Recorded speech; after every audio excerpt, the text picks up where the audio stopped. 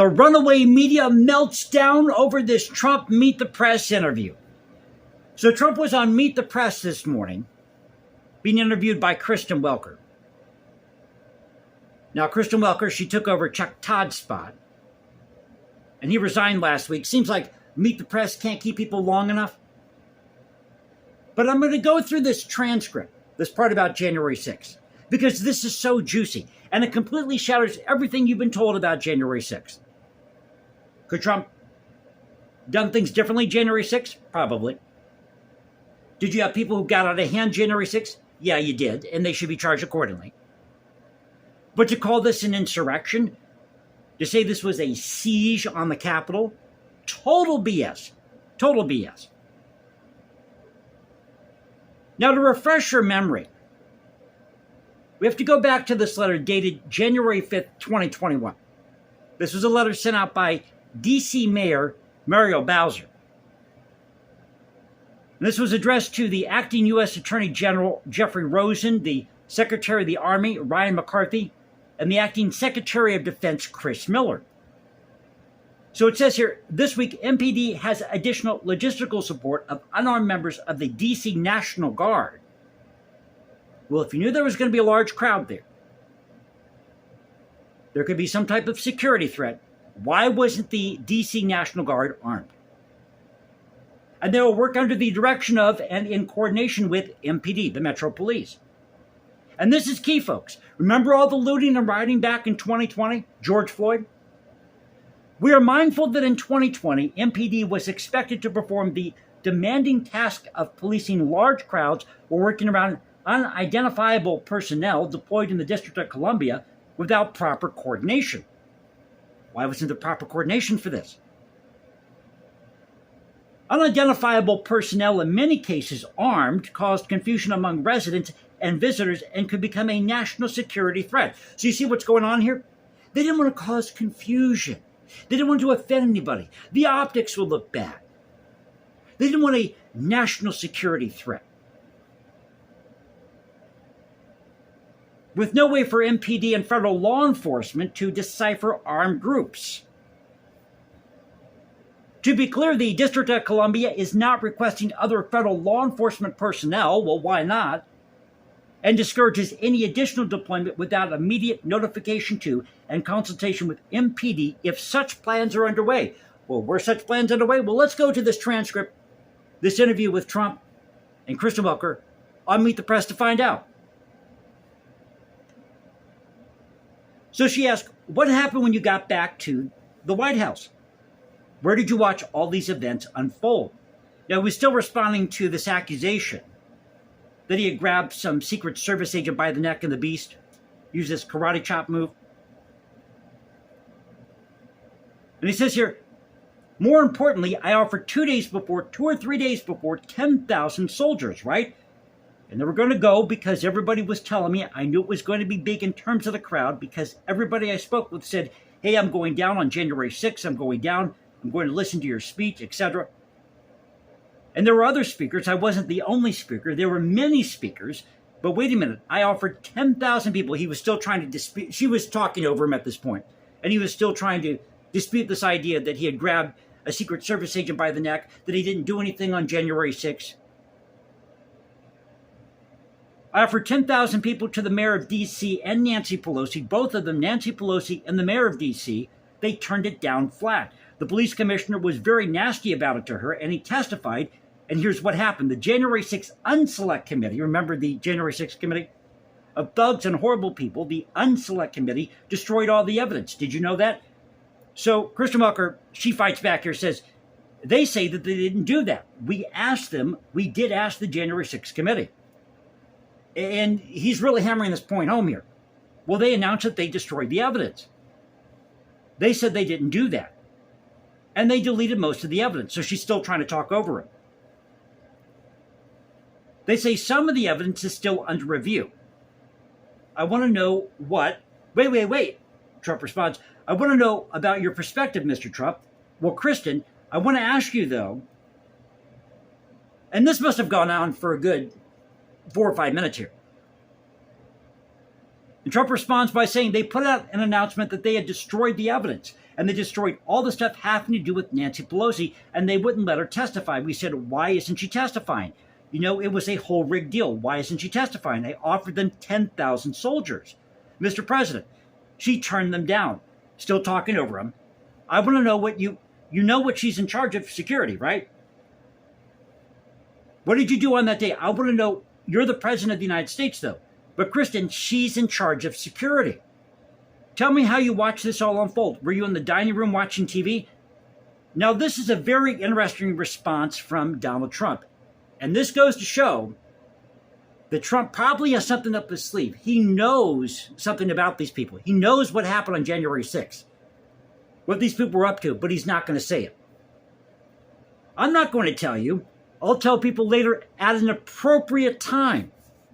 Just so you understand, however, what did you do when the Capitol was, and I made beautiful statements. What did you do when the Capitol was under attack, though? Let me just tell you, in the moment that the Capitol was under attack, though, what did you do? Did you see the statements I made in the Oval Office and just outside of the Oval Office? Absolutely, I was there that day. Go home. Our police are great. We love our police. We love everybody. Go home. And Christian Walker intervenes here. That was before. It was a beautiful statement. That was at 4 o'clock in the afternoon when that statement was made. More than, 3 hours after the attack. But there were tweets that were put out way before then. Mr. President, before that, I put out these tweets. I want to know who you called on that day. By the way, Nancy Pelosi, I want to talk about that day. I don't have to. Why should I have to tell you? Listen, Nancy Pelosi, Susan, I'm not going to tell you who I talked to. I don't have to tell you who I talked to. You don't want to talk about that? She was in charge of security. She turned down 10,000 soldiers. If she didn't turn down the soldiers, you wouldn't have January 6th. That was the exchange today on Meet the Press. So obviously Trump knows something about these people. He knew that somebody somewhere dropped the ball. He's got something on them. Now let's go to this article at Newsweek. Now this is dated December 31st, 2021. And this is a story by William M. Arkin. Underestimating the threat, D.C. Mayor Muriel Bowser ordered up unarmed guards, just as was mentioned in this letter here. So it says, Mayor Muriel Bowser sent a letter on New Year's Eve to Major General William Walker, commanding general of the District of Columbia National Guard, requesting support on January 5th through the 6th. She said Guard personnel would support the MPD and the District Fire and Emergency Medical Services, but no DCNG personnel shall be armed during this mission, and at no time will DCNG personnel or assets be engaged in domestic surveillance, searches, or seizures of U.S. persons. A follow-up letter from Christopher Rodriguez, director of the district's Homeland Security and Emergency Management Agency, said the DCNG's primary mission would be to crowd management and the assistance of blocking vehicles at traffic posts.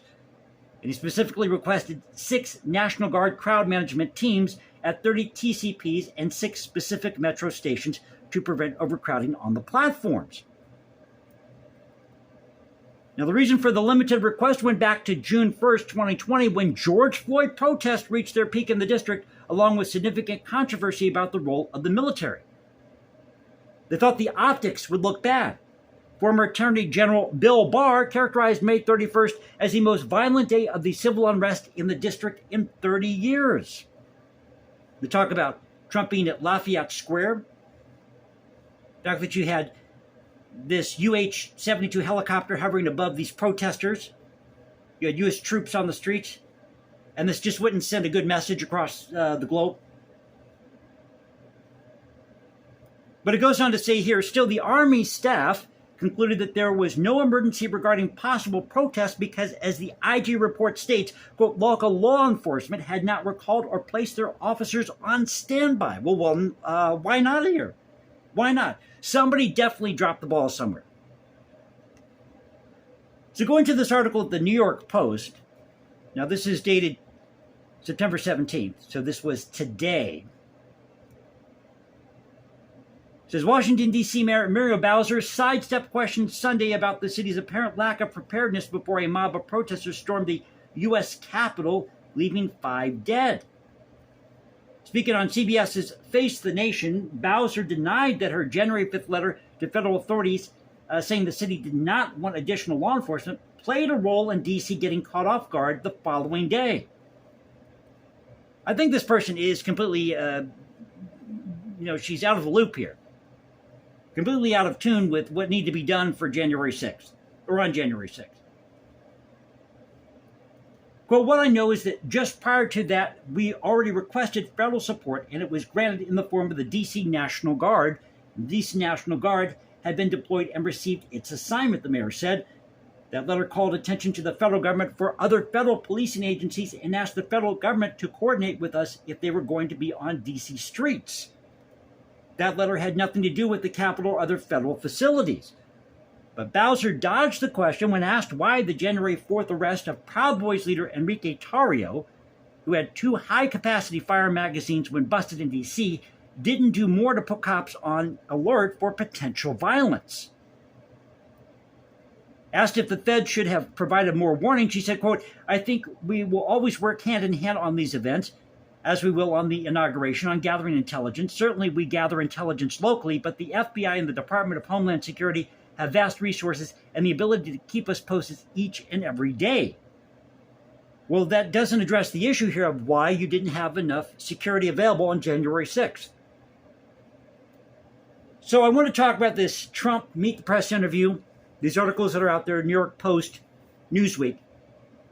Somebody dropped the ball somewhere when it came to January 6th. Again, Trump could have done things differently. But when he says here that he asked for additional troops, why weren't those additional troops available? Nancy Pelosi, Mayor Bowser. Somebody's got to answer for the somewhere. Somebody's got to answer for the somewhere. So I hope you enjoyed the video. If you did, you know what to do. You can also follow me on Instagram, #JasonComposes, because I write music in my spare time. Or you can find me at X, formerly Twitter, Culture Confederacy, @CultureConfed1 on X. This is the Culture Confederacy saying peace out, stay safe, everybody. God bless this thing called the United States. And you know how we do it here. This is where the past crashes with the present. I'll catch you next time, and y'all have a great Sunday night.